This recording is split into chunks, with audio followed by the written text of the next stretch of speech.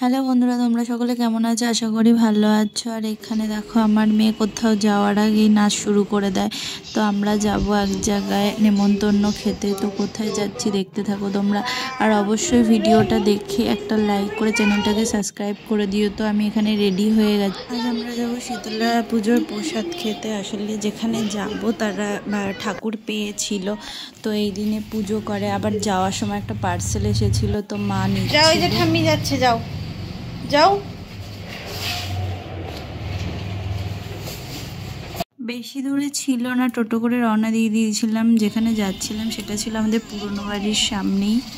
আর আমরা এখানে পৌঁছে গেছি। আর তোমরা অনুরোধ রইল যে প্লিজ পুরো ভিডিওটা দেখো, অবশ্যই স্কিপ করে দেখো না ভিডিওটা।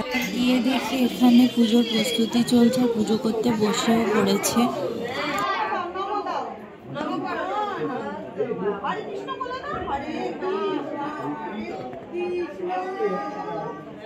আর তারপর আমরা চলে গেলাম প্রসাদ খেতে, যার আয়োজন করা হয়েছিল ছাদে।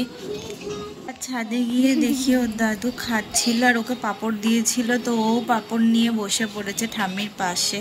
বাবা খেয়ে দিয়ে উঠে পুচকুকে ধরেছিল, তারপরে আমি বসে পড়েছিলাম খেতে মায়ের পাশে। প্রথমে খিচুড়ি আর আলুর দম দিয়েছিল, তারপরে পোলাও, বেগুনি, চাটনি, পাঁপড় আর পায়েস।